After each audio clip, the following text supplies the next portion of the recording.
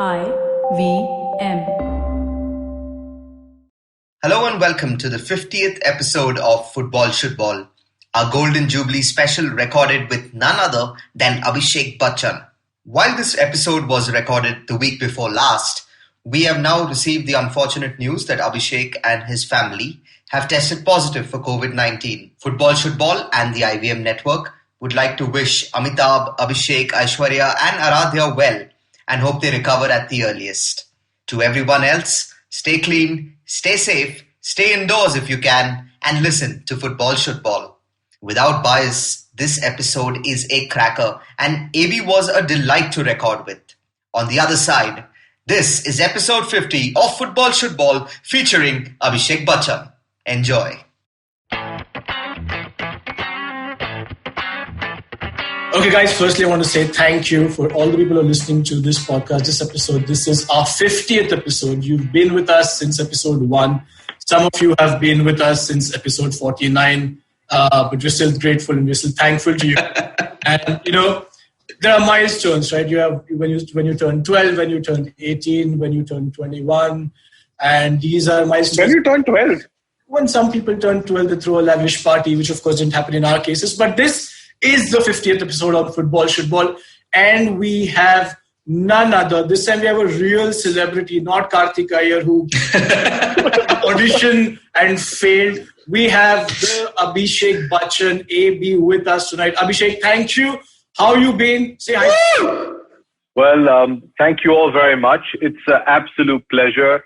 I'm so excited, I can't tell you, because one of my lifelong dreams, well, I can't say lifelong, but ever since I became an adult and moved back to India from my studies abroad, was to do something in India which started a conversation about sport. And this is the first proper podcast that I've come on to about sports.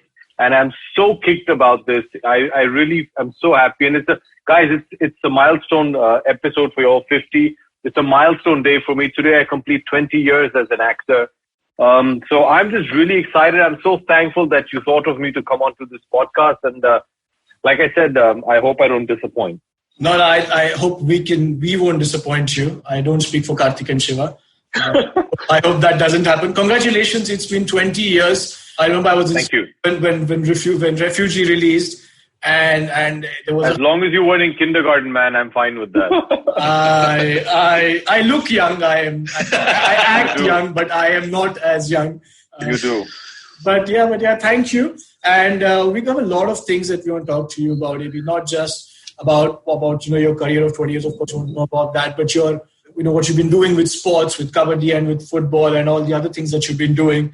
But before all of that, just like cinema, which is commercial, so is this podcast, we need to go into a quick break, and we're going to come back on the other side and speak to AB about a lot of things that we've planned out. Advertising is dead. Yep, you heard me right. Advertising is dead. We're all in the content business now.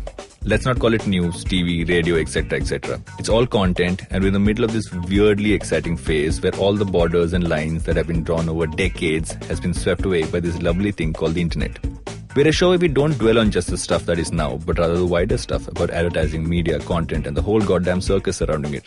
Tune in every Tuesday for our weekly unboxing of the mystery box we used to call advertising. I'm Varun Dugirala, co-founder and content chief at The Glitch, and this is my new podcast, Advertising is Dead.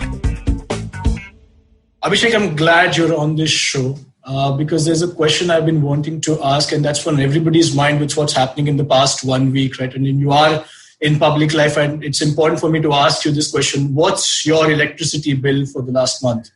My electricity bill hasn't come in yet. But I've had a few colleagues that I've seen on social media that have been complaining about an escalated bill. So fingers crossed. My bill hasn't come in yet. Nice. That's a good, I'm a bit nervous. start. I'm a bit nervous. Hey, you're safe, I guess. If the bill hasn't come, it probably won't come. So good for you. But I'm going to come back to your love for football, because that's what this podcast is all about. And we know, and everybody knows, and you've been vocal about it, you've been a Chelsea supporter, and you started supporting Chelsea in the 90s. My question is, in the 90s, there were a lot of other good clubs in England, outside of England, who you could have supported. Or you could have been like Karthik, who wanted to be a hipster, started supporting Fulham. But what made you support Chelsea? first of all, Karthik, if you're a Fulham supporter, then we're definitely not going to get along. We aren't. It looks like it. But when I was growing up, my life was always surrounded by sports. My father is a huge sports buff. And, some of my earliest memories as a child is just seeing my father sitting in front of a television almost for the entire day just watching cricket or whatever sports he could get his hand on. His study, the shelves, apart from some wonderful books, there was one entire shelf which was dedicated just to VHS cassettes, which is how you used to watch things in those days. And they were filled with cassettes of Pele and of Muhammad Ali. These are both, athletes that he was a huge fan of. My dad is a big boxing fan. He used to box when he was in his boarding school as a kid. And obviously, he introduced me to Brazil and Brazilian football. And that's where my love for sports started. He's the one who taught me how to play kabaddi because I saw him play kabaddi in a film of his called Ganga Ki Saugand. And he taught me about kabaddi. And then we used to play kabaddi whenever he was around. So my love for sports started with him. I was then, in the late 80s, I was sent to Europe for boarding school. And it was a British boarding school. It was a British international boarding school. It was in Switzerland, but it was a British school. So, obviously, if you're in a British school, football is life. And I, in my first year that I joined, which was, I think fifth or sixth standard, I was obviously thrown out of football class. And that's when I started playing other sports because I was apparently terrible at football. But you were always a fan. In those days, the teams that you spoke about were Liverpool, obviously, in their sheer dominance from the 70s and 80s. And United was just coming in. Then the Premiership started in the early 90s. At that point of time, my uncle, my father's younger brother, used to live in London.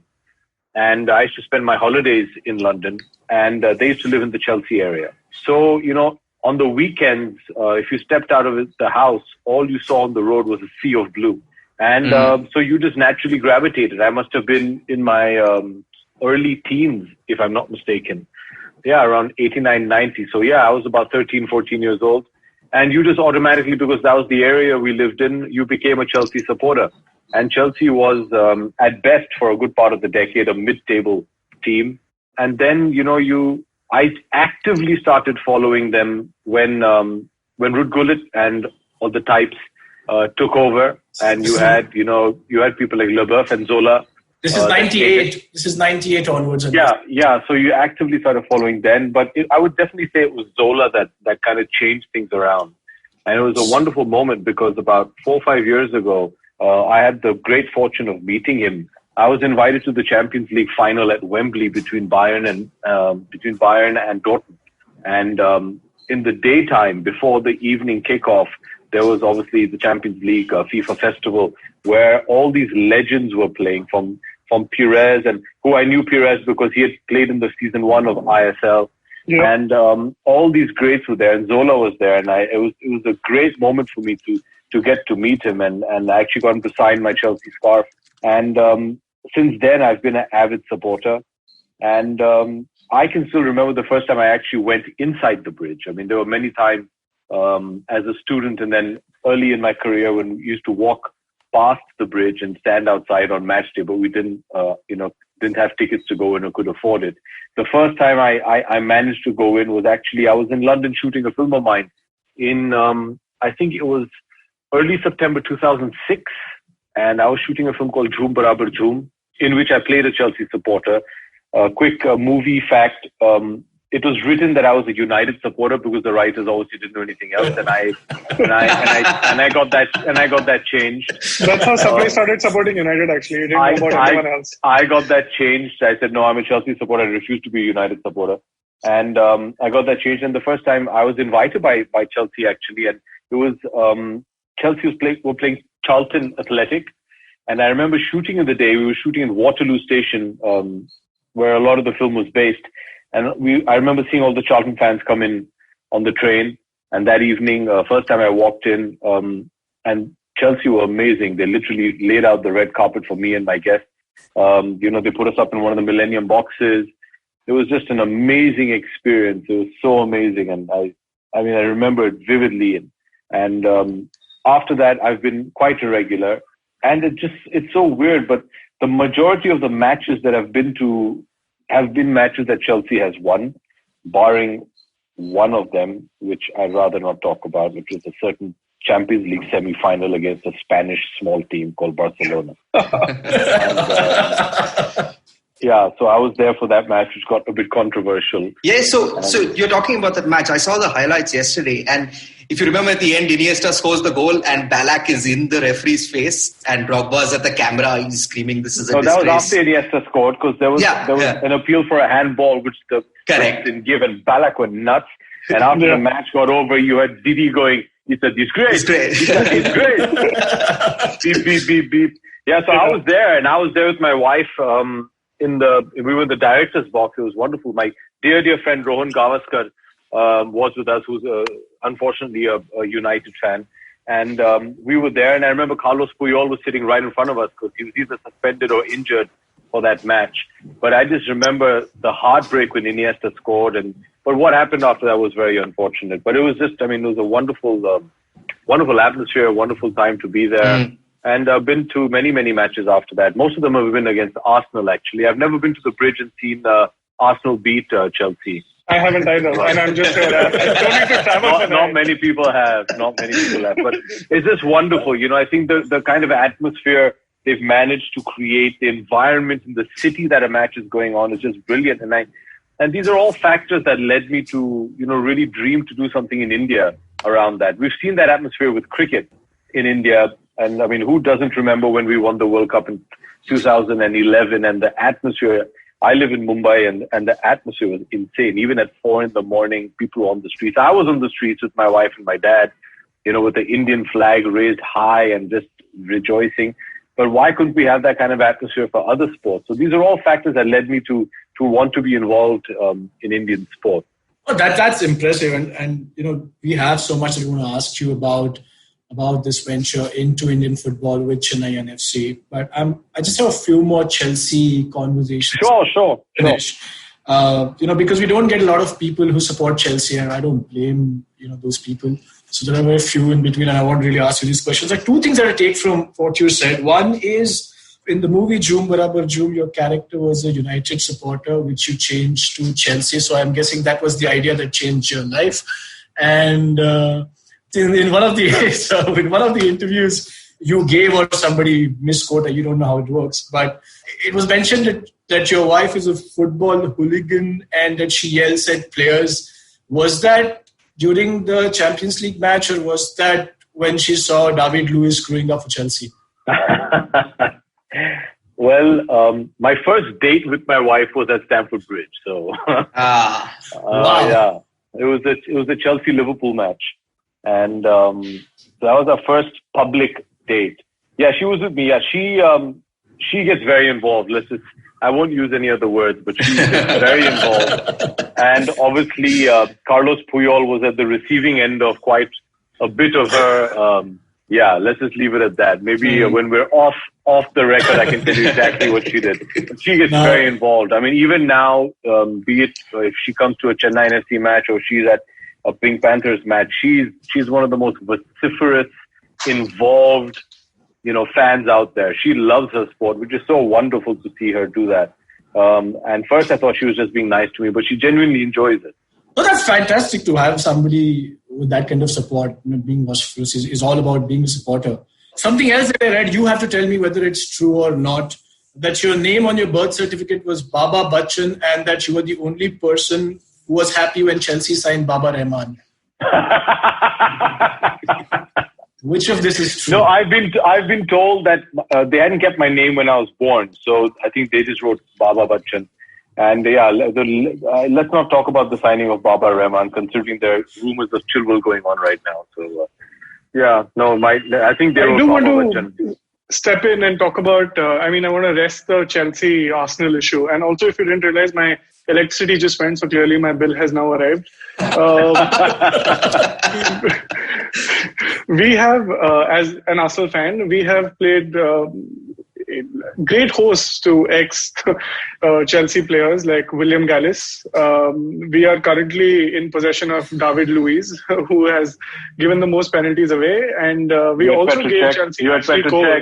Don't lie. Don't discourage you. You have to check. There's also Ashley Cole in the mix. So, Yes.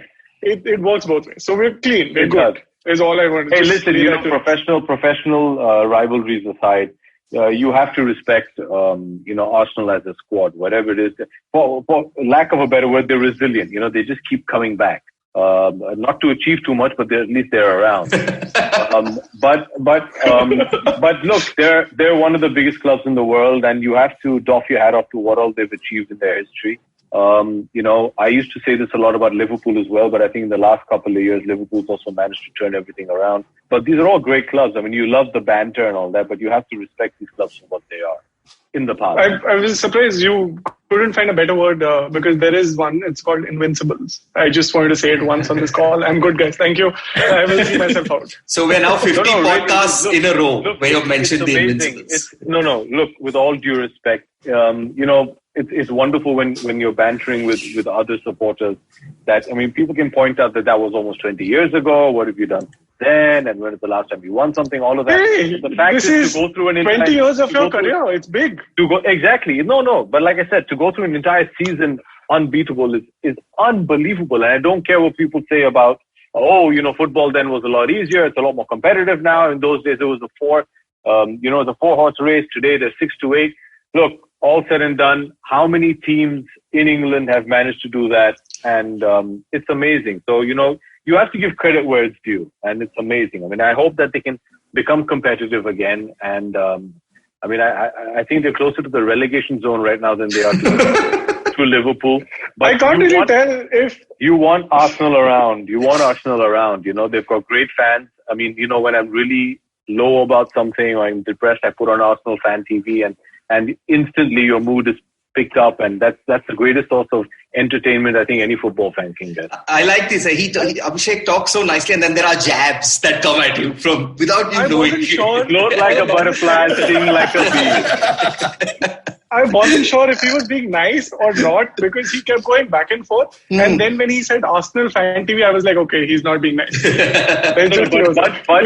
having said that, yes, it was a long time ago, but the Invincible season is, dude, as a football fan, you have to respect that. And anybody who doesn't respect the sport. Okay, cool. I'm good. Maybe we had a few episodes before this. We had, the famous John Dykes as a guest on the show. And even he wasn't as kind to Arsenal as... So, we also had Joe Morrison. Joe Morrison was nice. Let's give him that. Joe Morrison was, yeah. But no, I agree. Credit where it's due. I'm going to come to a little bit of contemporary Chelsea. What's past and all the glory. And Mourinho's gone. Chelsea's happy. Everything's nice now. Right, but there are some signings that have been done, and I want to know what you think about it. Hakim Ziyech is in. A small striker from a small club in Germany for a large fee, 50 million is in Chelsea. My question is therefore, why do you guys hate Giroud and Batshuayi so much? I've actually always been a fan of Giroud. I think he's a big game player. I don't know if the squad plays in the style that is best suited for him, but he's very dependable and the kind of experience he brings his way. Michy Batshuayi, I don't know why he just doesn't click. When he played for Sevilla and when he was playing for Crystal Palace, he showed promise, but I don't know what's up over there. I think maybe it's the curse of Didier Drogba. After he's gone, we just don't manage to hold down a proper striker. I think the two signings have been great. Timo Werner, if he can live up to his form in the Bundesliga, if he can duplicate that in England, that's going to be amazing because I think that's one integral missing piece in the Chelsea attack. But having said that, England is a different kettle of fish, no matter where you come from. Sometimes, people settle in, sometimes they don't. I think, Hakim Ziyech is a great signing because you also need somebody who can push up but also control the game and dictate the pace. And I think he's very good at that. I think we need a good left back. I don't know how much longer we can depend on Marcus Alonso. I've always been a big fan of Alonso for his just scoring abilities, but I also feel I don't think he's a traditional left back. Being more of a wing back. I think in the English game you can have wing backs, but then if your team isn't set up solidly in defense, then there's really no point having a wing back because you'll need that person to track back. You need a VVD in the middle for Alexander-Arnold. Chelsea has always been known to two solid centre backs. And I think after our captain, leader, legend John Terry left, we've kind of had a huge void over there. But I don't think people give enough credit to some of the centre backs that we have right now. I think Rudiger is great and is going to mature into something very solid. I have huge hopes of Kurt Zouma from when he first started playing in Chelsea before he went down on the loan army. Christensen is great. Tomori is going to grow into a... So I think that legacy of putting out solid centre-backs is there. I think once they get their pieces in order, everybody's going to start playing to the level that they need to be. I think right now everybody's trying to compensate other positions as well. But Frank Lampard being there, I think, has infused great belief in the energy of the squad. And I really think it's going to be a very exciting season next season, because now on paper, at least, something which we didn't have this season, on paper, you are going to have a squad which is going to compete for the top prize. No, you're absolutely right with the kind of team that Chelsea has right now and is building. Of course, next season, they will be far more competitive in the league and also in the FA Cup. This year's your chances for FA Cup have gone away. It's coming. So, I don't want to talk more about that. But yeah, so many. You play football in and around Bandra. Can we say in and around Bandra? That's Andrews, can we say? Well, we first started playing in St. Teresa's, then we moved to Andrews, then we went to Stanislaus, then came back to Andrews. Now we play predominantly outside Jamnabai Narsi School, where there's a full pitch turf over there. Oh yeah, that's where we play Roots as well. I think you've been a part of that from time to time. No, I know the people of Roots. Santino, who's Dino's younger brother, is a friend. Some of the Roots players play with us, but I really felt what was happening in St. Andrews and Stanislaus was the pitches are small. They're predominantly hockey pitches, or they use it. So you don't really get to understand the dynamics, which we realized the first time we played a competitive match, which was against the Indian cricketers at the Jawaharlal Nehru Stadium in Delhi. And the first time we walked onto the pitch, people were just flabbergasted because our team didn't understand those dimensions. We'd never played on a full pitch. Yeah. So we tried to. So thankfully, Jamnabai Narsi School has got a proper 11-a-side AstroTurf pitch. So we play there now. Oh, that's fantastic. Yeah. Quick question here. All of these actors that we know are all good actors, of course, on screen. You and Ranbir Kapoor and John Abraham, Varun Dhawan, a bunch of others who play football. I want to know who's the biggest actor while playing. Who's the Neymar? Who's the Neymar? Who's the Neymar? Nobody. They're pretty tough. You want to name names? They're pretty tough, all of them. I mean, of the ones that play regularly for the team that we play, which is the All-Stars team, I would say Ranbir is the most talented I've seen. His footwork is amazing, and all of them are very good. Aren't many who do a lot of the rolling around on the turf and pretend. They like to just get on with the game. John, when I was in school as a kid in Bombay Scottish, John went on. I think he was the captain of the football team. So I know John, whenever I've seen him kick a ball around, is very talented. We haven't managed to get him to come play with us, but a lot. I mean, you'd be shocked at some of the younger talent that we have that play great football. Arman and Adar Jain are brilliant players. Mizan Jafri is a great striker. Ahan Shetty, Mr. Sunil Shetty's son, who's debuting hopefully this year, is an unbelievable footballer. They're great. I mean, some of the more senior people. Dino Moria is fantastic. Ron Shrestha, who's a photographer, is a wonderful defender. He plays at Roots as well. Cesar Gonzalez, one of the senior most choreographers in our industry, is just absolutely brilliant. So there's a great amount of talent that's around. But like I said, they just get stuck in. There's not much time posing and doing their hair. They're very happy to come sweat and get pushed around and have a nice rough game of football and go back. So thankfully, we don't have any performers on the field. Abhishek, is Dhoni as good as they say? Like I've seen videos of his in practice. In football? In football, yeah. Mahi is not as good as they say. He's about 10 times better than that in reality. And I actually have a photograph of Mahi playing football in a Chelsea jersey. So I've nicely staked claim on the fact that he's a Chelsea fan. But the scary thing about Mahi, he can put in a mean cross. He's got a great leg on him, but his burst speed is insane. I mean, before you can say Mahi, he's gone. He's halfway down the pitch. His fitness, his footballing brain is amazing. So the few times that he's come and play, He's great fun to play with. So is Virat, actually. We've played against Virat, and Virat's tenacity and speed are fantastic. I remember the first time we played Virat and the Indian cricketers, I think it was in 2013, we did a charity match and raised some 2-3 crores for charity. And there was one photograph that made it out of that match, which was wonderful. It was Virat and me shoulder to shoulder. And, I'm in full stride and Virat was in full stride and I'm leaning in.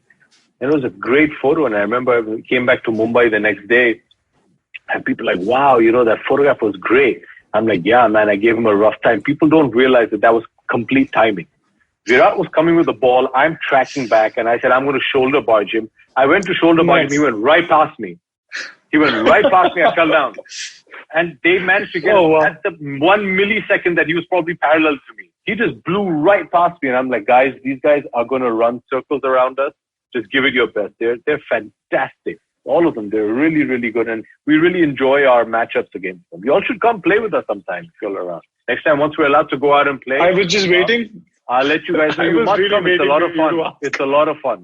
Maybe you made Sivaram's I think day here next year as well, because he's an avid footballer among all of us. He's the most active and he plays in roots and he stays I think pretty close to all you guys play as well. So I stay in Khar, so I'll find you in Jamnabai. No, I'll tell my team. They'll get in touch. You guys must come. It's a lot of fun. It's always good. Let me just get out there, play some sport is a great thing. Neki or Pooch, we will be there. Don't you worry. Like Saif says in Dil Chapter, cake khane ke liye hum kahin pahunch jayenge. Kahin bhi pahunchenge. It's nice. It's nice of you that you invited, but otherwise we would have just felt little sorry. But anyway. This podcast is called Football Shootball, and it's for a reason. So Shiva and me are as much fans of shootball. I don't want to call it Bollywood. I don't want to call it Hindi film. I just want to call it shootball. It just seems nice. Also, it rhymes with what it is. Karthik isn't. So if this world was Kuch Kuch Hota Hai, Karthik is Johnny Liver playing dumb charades. Karthik has no idea what that means. Yeah, I think I do. Yeah, Kuch Kuch Hota Hai and all I've seen. Come on. But the reason why I brought this up is we did an episode in the 30s, I guess, called Football in Bollywood. Enough instances, of course. Of one being you were part of that movie with Shah Rukh Khan, where he is a professional soccer player.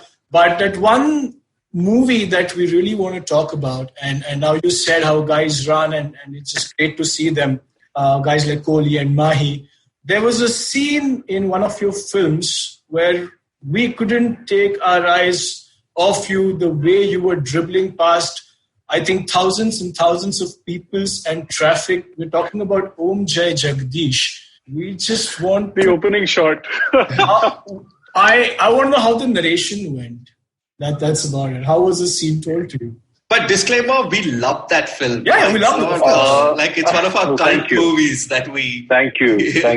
Well, to be very honest, it was just an introduction shot. There was nothing written in the screenplay about him dribbling through. The director and the writers just felt that it would be a nice, interesting introduction. I remember we were on... we did a shot on Marine Drive, then we did a shot on Worli Seaface, then we did a shot on Mahim, opposite Haji Ali.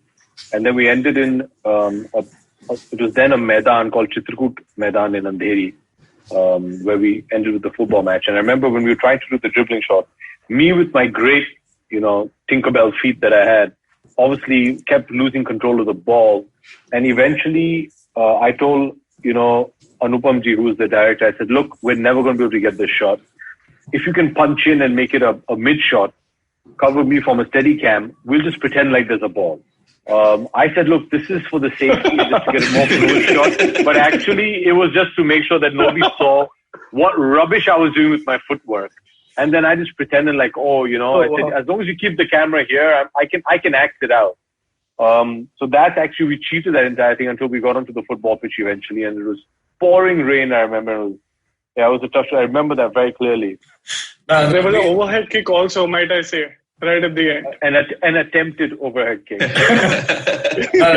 See, you've told yourself in one of your interviews that you are a centre-back. You like to play centre-back, so that's fine. All the skills or the not being there is fine. Also, but we genuinely are Om Jai Jagdish fans because Before this podcast started, we were making notes. I was not sure whether to write Om on top or Jagdish.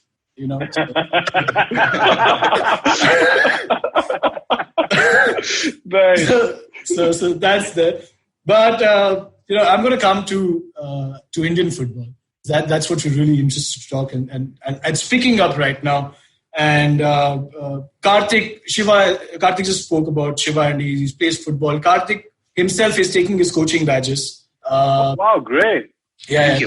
So he is considering a future in whichever way, of course, and we would love to have him. He's a brilliant guy, of course. At least that me and Shiva think of that. But we also had Arata Izumi on one of our episodes, right? And we got to learn a lot about Indian football and what goes into clubs. And you, of course, are owner of Chennaiyin FC. How has it been for you? And you guys, have been doing well. Sometimes you finished fifth this season, if I'm not mistaken. Yeah, we were runners up. The runners up, yeah. So we lost the final to Kolkata. That's okay.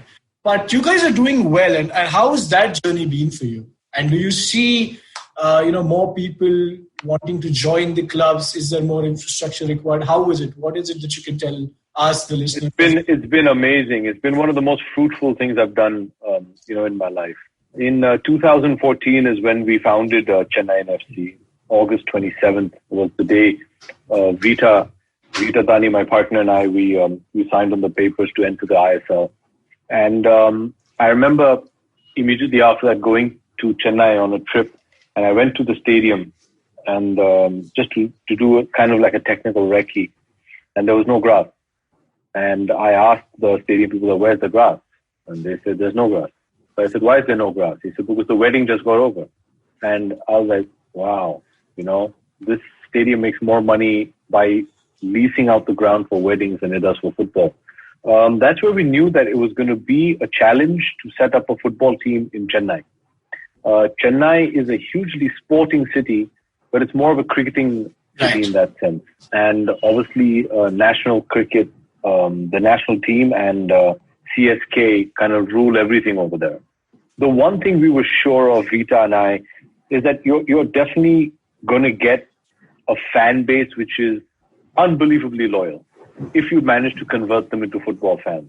So that's when we started, setting up the team. We did our training camp close by in Bangalore, and then they came in, and thankfully we had the pitch ready by then. And our first match at home was actually our second match in the ISL. We played our first ever match in the ISL against Goa in Goa at the Fatorda Stadium, and the next match was against our southern rivals, the Kerala Blasters. Of course. In those days, BFC was not part of the ISL. They played in the I-League. And I remember it was our first match, and that the night before and the entire morning, it was pouring cats and dogs. And I still remember Vita and I spent a large part of the first half of the day at the stadium with mops and dusters soaking up the water from the pitch because our drainage wasn't good enough. And here we are thinking it's a really glamorous job to be a club owner. And there we were cleaning up the water, got it ready, went back. I'd invited my family, obviously, because we were panicking. How are we going to, even sell 1,000 tickets? And football really doesn't have much traction in Chennai. And we had done a lot of press and stuff, but we were really nervous that not even 1,000 people will show up. And my dad arrived, and I said, Dad, I'm really sorry, but can I tweet that you're going to come to the match with the hope that, maybe some of your fans will come to see? He said, yeah, I'll do one better. I'll call Rajni and tell him to come to the match. I'm like, yeah, only if you want. I mean, it's not necessary.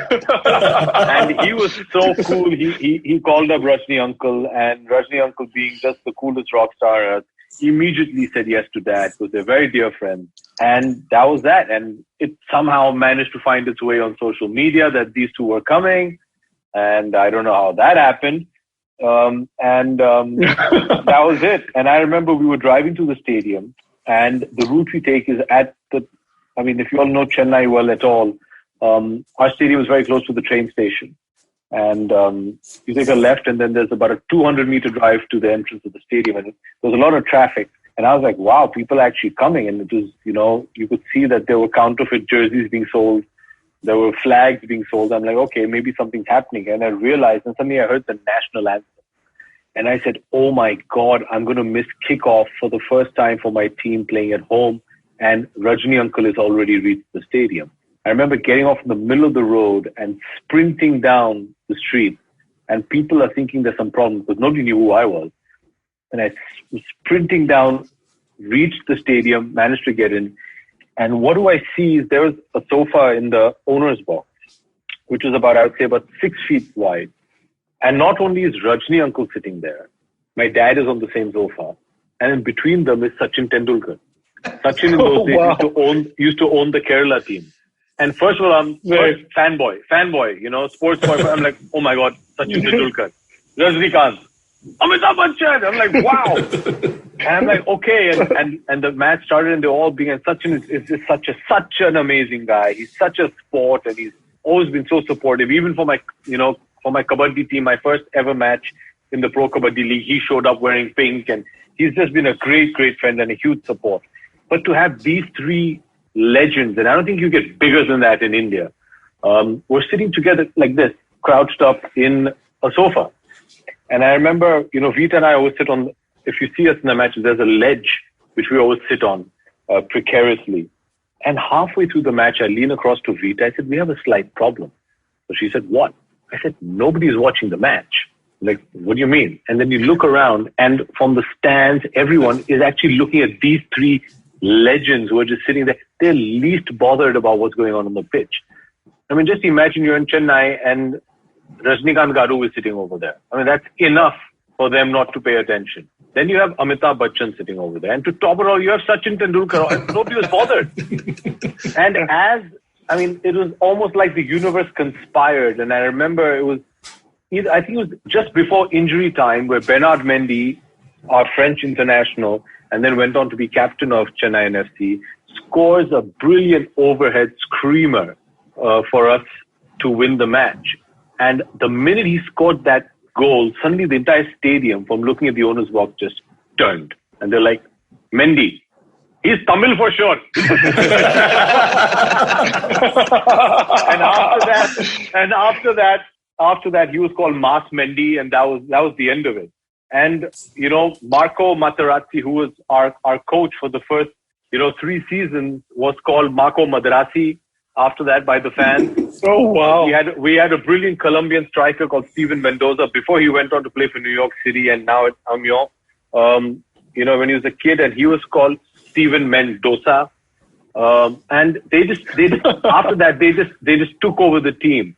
And, then the fan club started. So we have the Super Machas and we have the Beast and Blues, and they are unbelievable. I mean, these fans, no matter what, come hell or high water.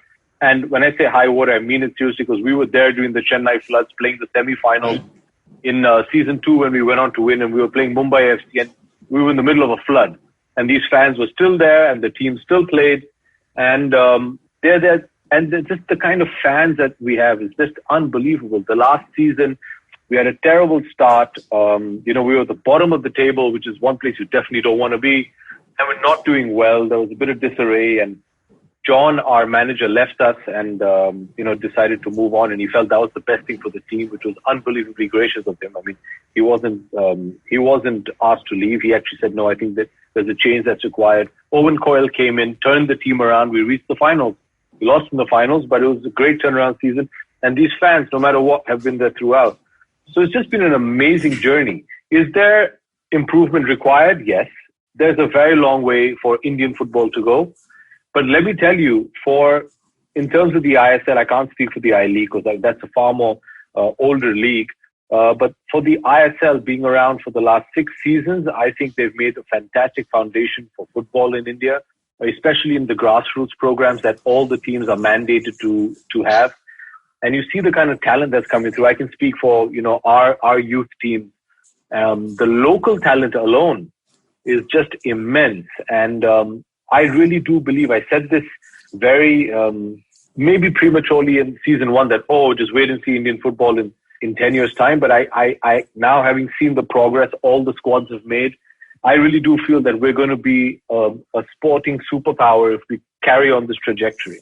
Maybe from our end, I'd just like to say, and this is not just because you're on this podcast, we've been following the ISL, the I-League, a lot of Indian sport from a while. Props to you for being the sports entrepreneur that you are. It's not just in football, and you're successful at that. The Pink Panthers in the first season, they won the Kabaddi League. Of course, Chennai has won it twice, in 2015 and in 18. One of the best finals anywhere that you will find, that Chennaiyin versus BFC. That was something else. It was a different level of football that you would normally associate with Indian football. So it must be really, really great for you to see this investment bear fruit. And we're not talking monetarily, maybe, or the investment of the fans. You have the Super Machans stadiums in Bangalore, in Chennai, and Kochi are now filled with 80,000 sitting and cheering on Indian football, which, thinking about it 6-7 years ago, you wouldn't have believed it. No, never.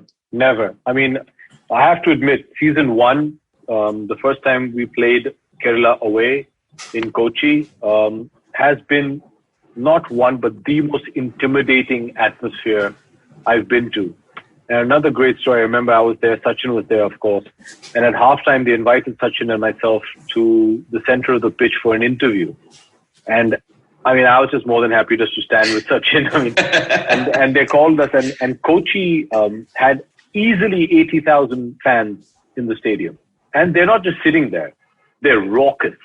And I remember standing in the center of the pitch, and we were being interviewed, and the interviewer asked Sachin a question.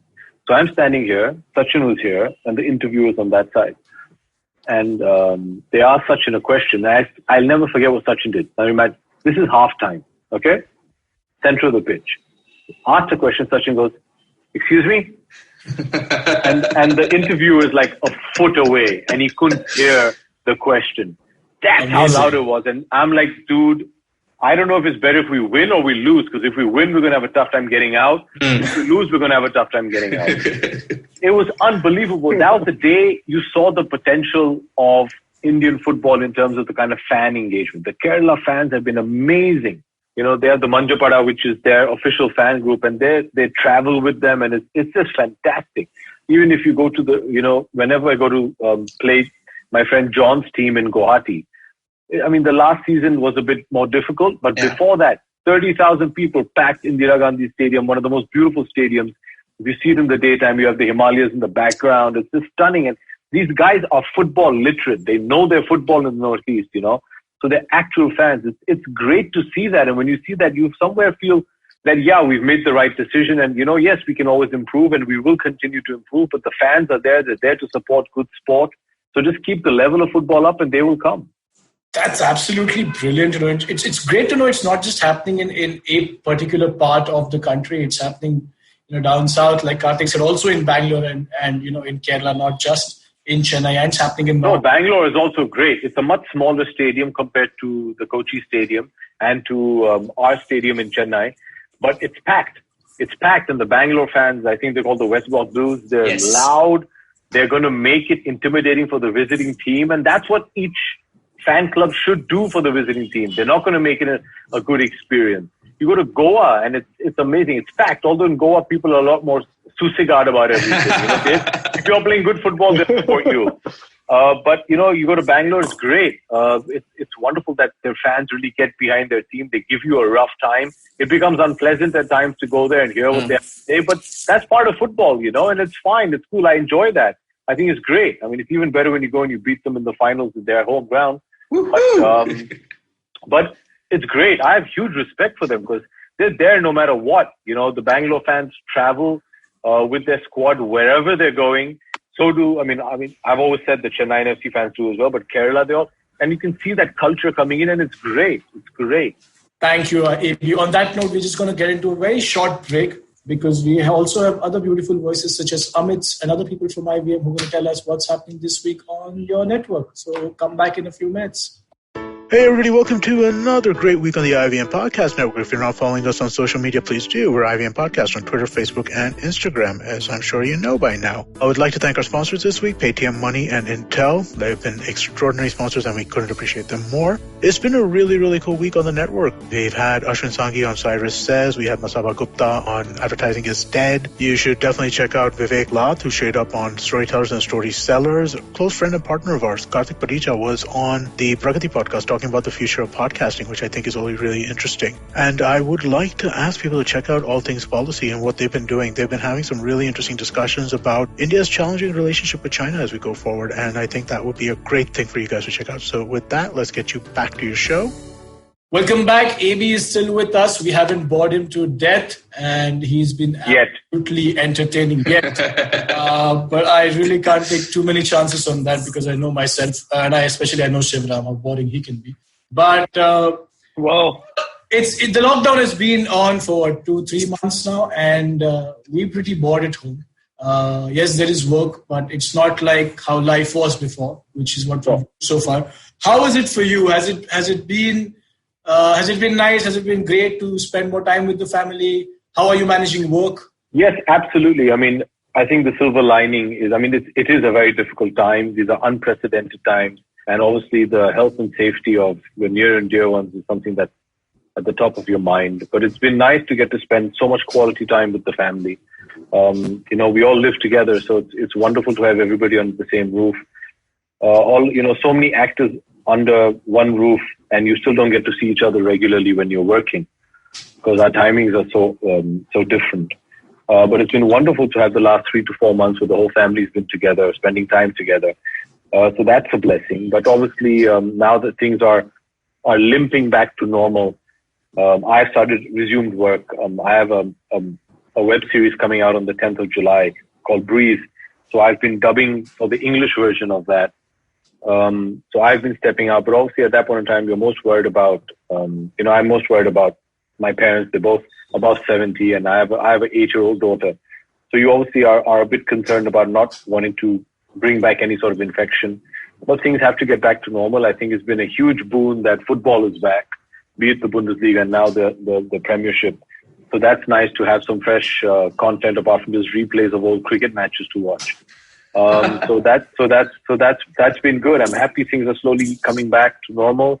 And but yeah, I can't complain. I've been very happy to get this time with my family. We're all. I just want to point out one important thing. What I want to talk about was just quickly the fact that a lot of fans who actually support a team start with being in the stadium. And when Abhishek was talking about it, he also spoke about the first time he went to Chelsea, so on and so forth, right?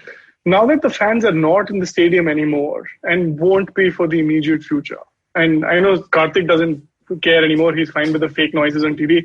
But how do you think that's going to play an impact on, eventually how do we see live sport coming back if that will happen anytime? It's going to be very tough. That's a great question. It's going to be very tough because this year the ISL finals were held in Goa. Yeah. Where, ATK and Chennaiyin FC played each other, but we played it behind closed doors because it was just before the lockdown happened. And it was surreal, man. There were literally 30 people in the stands, 15 from Chennaiyin FC and 15 from ATK.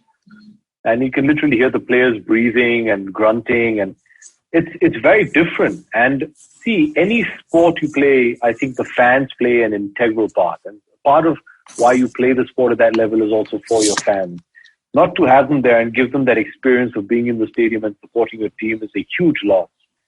I do hope things can come back to normal. In the interim period, I think this is a great substitute, as long as it remains a substitute. I think the fans want to be at the stadium. They want to sing. They want to chant. They want to support their teams. And we'll have to work towards getting back to that. And I have no doubt that we'll come to that. It might not be in the immediate future, but we have to work and hope that we can get back to that, because that's what sport's about. To play a sport in an empty stadium is just not the way it should be. Nice. And on that note, what are your thoughts about VAR? I'll just leave after this. I don't know, man. I'm a bit on the fence. I think it's really sad that we don't get to celebrate a goal till about 3 minutes after it's been scored. That entire euphoria. It's nice that technology is coming into sport to reduce the risk, and that's happening because there's so much at stake today financially. but somewhere you do miss the discussion points that can lead up to stuff before technology took over. And there's a fair share of human error that has always been a part of sport.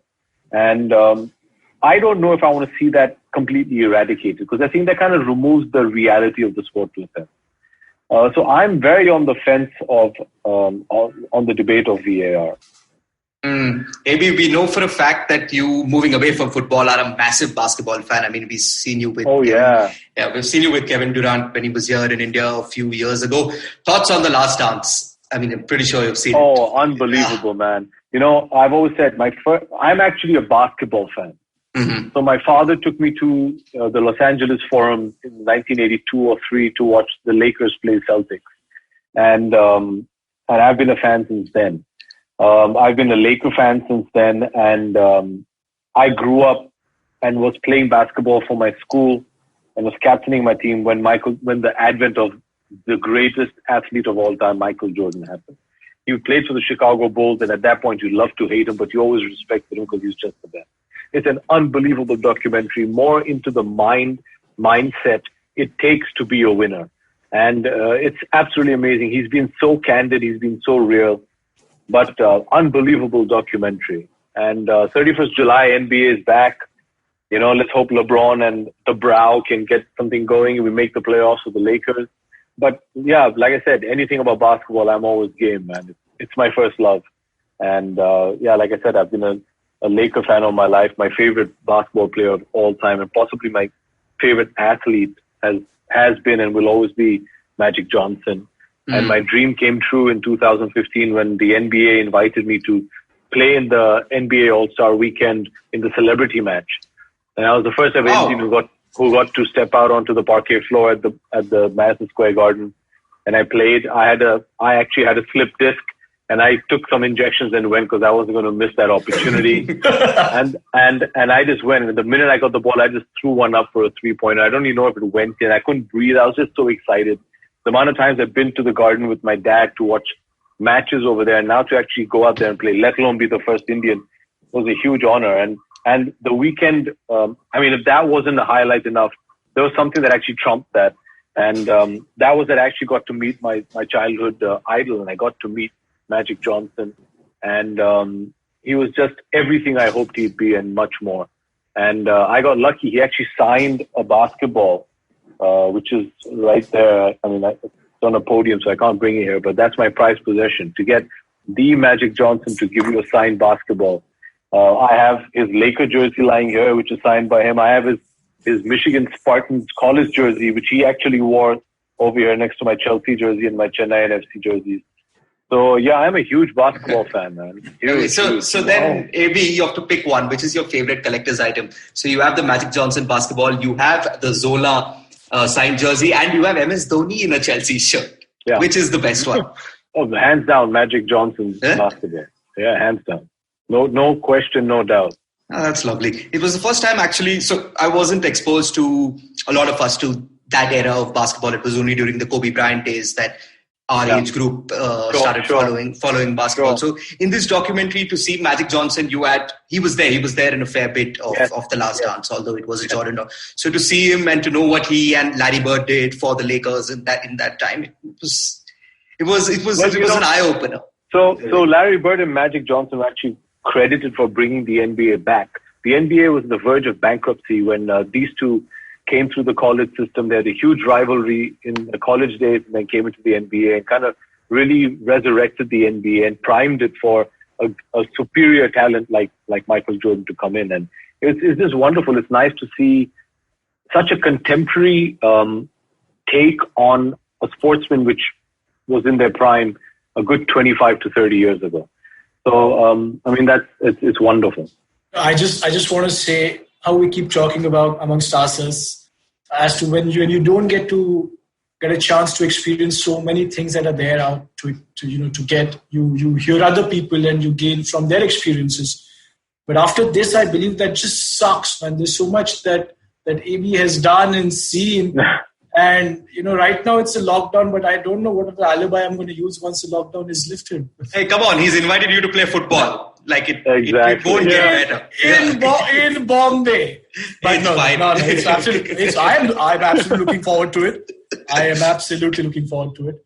Maybe we're running on a schedule because at a certain point I have to switch off lights and fans and everything because electricity. We spoke earlier in the show. But Karthik's pinging me about some random quiz that he's come up with. I don't know why he wants to do that to us, but let's take that opportunity. Let's do this. Karthik, let's show us how good you are. Yeah, so it's I've done it to y'all many times. This is just for AB, and you'll get 6 questions. They're all Chelsea FC related.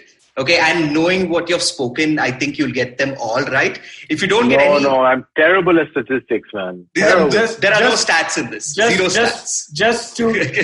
I'll just set the benchmark for you. Sivaram and our average score on any quiz that Karthik has put in is 3 on 10. So that's the benchmark you have to beat. Oh, God. So we score on... Okay, all right. I don't know if that's really a benchmark anymore. Yeah. I can't call it a benchmark, actually. And if you don't know the answer, you can pass it on to either one of Gaurav or Shiva. But I think you're going to get 6 out of 6. So all of us can not get it. Yeah. Okay, so here we go. I'm going to tank at this. Does he get phone a friend? Oh, nice. Sorry, go on, man. You'll have to get my friend Arjun onto the show. He's a complete encyclopedia on everything Chelsea.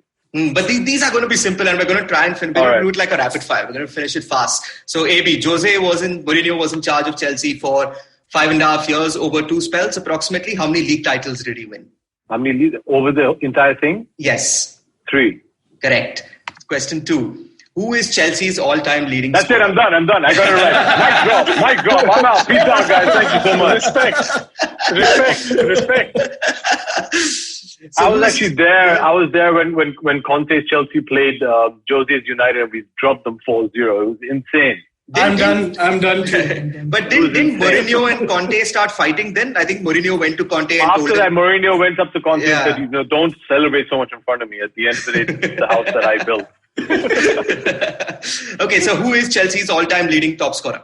Frank Lampard. Correct. So that's 2. Nice. Okay, so now it gets a little Next is tough. Bobby Tambling, right? No. Okay, no. I mean, the next best is Bobby Tambling. For the next question is Chelsea's Stamford Bridge is located on Dash Road. It's a name of... Excellent. Hey, he just wanted to what is wrong with you, Karthik? Wanted to introduce Fulham in one or the other in this podcast. That's not okay. So question 4. Who is Chelsea's most expensive signing ever? Well, is that adjusted to inflation or not?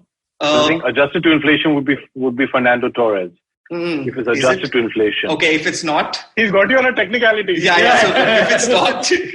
We're just looking for a keeper. If it's not, I think it might be Morata.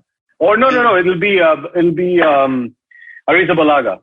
Correct. Oh, he says the full name. Yes. Like this is we're going with Kepa. So that's Kepa. Easier. Azpilicueta is better known as Dave. Mm-hmm. So this is the 5th one. This is probably the hardest in our head, but you should be able to get this. In 2012 and 2013, Chelsea won back-to-back Champions Leagues and Europa League.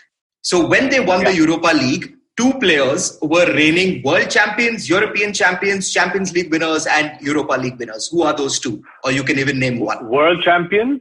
European champions, Champions League winner, and Europa League winner. They were the reigning at that point of time in 2013. Wasn't it Fernando Torres? That is correct. So you have the answer. There was one more in that team if you want to hazard a guess. So it'll obviously be a Spaniard. So a Spaniard in the Chelsea team. I've gone blank right now. Mata. Oh, brilliant, Matt. This is... Yeah, so this is well done. So the final, it's not even a question. Who is your Chelsea's greatest player? John Terry. Captain, leader, legend, just like Sunil Chhetri is for Team India and Bangalore FC. Yeah, absolutely. Okay, so that is 6 on 6, guys. 6 on 6. Damn. It was just being more I haven't been humble about the fact that I'm not good with stats and Chelsea knowledge and rubbish. All of that was absolutely rubbish. This is he reeled us in. Yeah, we've been given these tips to how to better prepare ourselves. Okay, comes with age, lad. Sapre should already have it then, but anyway. Sapre, let's wrap it, Sapre. Let's wrap it. Thank you, AB, for giving us so much time, for giving us so many insights, so many experiences that you shared with us. It was absolutely wonderful. Thank you for making this 50th episode. I won't call it what it deserves, but you gave us more. this episode That's very deserves. kind of you guys. And like I said, huge congratulations to you all for doing the great work that you all do. It's always been a dream to, like I said, to start a conversation about Indian sport, and you guys have really been pioneers in that. So keep up, keep fighting the good fight, and I can't wait to come back and chat some more with you guys in the future. Let's hope for the 100th episode. So all the very best, good luck, and well done. Thank you. We also have the 51st coming in, so if you feel... I think this is long enough to be I think you can make this into 2 episodes. It's been long enough. Lovely. On that, Awesome. Thank you. Take care, guys. Thank you so much. I really appreciate it. Thank you for having me. So if you like this podcast, don't forget to check out other interesting podcasts on the IVM network. You can listen to us on the IVM Podcast app or ivmpodcast.com. You can also follow us on our social media handles. We are at IVM Podcast on Twitter and Instagram. If you want to reach out to me, I'm Fickleberry Hun on Twitter and Instagram. That's Huckleberry Finn, but Fickle. If you want to reach out to me, I am Sapre on Twitter and G Sapre on Instagram. You can reach out to me at iRant, which is IYERANT on Twitter and Instagram. This is Football Shootball. Recognize. How many times have you motivated yourself to improve your sleep or lose weight or be more productive? How many times have you failed? Hi, my name is Ashton Doctor. Tune into my show, The Habit Coach Podcast, where we focus on creating small, tiny habits to improve your life instead of those big, impossible tasks. So make listening to me a habit every Monday, Wednesday and Friday on the IVM Podcast app or ivmpodcast.com or on your favorite podcasting app.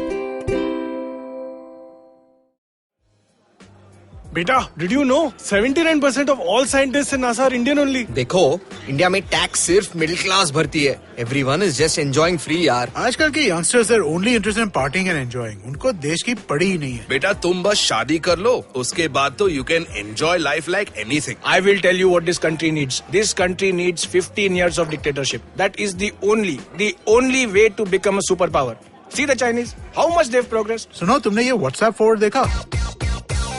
So what's common between all of these statements? They're all absolutely rubbish. Fake WhatsApp forwards that spread like wildfire. And statements that defy any logic. We are here to debunk them all. Way of family WhatsApp groups, worst nightmare. Where what happens when you read a book. Basically, we are just a bunch of guys who want to cut through the bullshit of everyone saying this, how it won't be true. So that the next time someone confidently squeezes out some WhatsApp or Twitter BS, you can look them dead in the eye and go, Uncle, please sit. So join me, Joel, and me, Tushar, every Mondays for a fresh new episode of Uncle, Please Sit.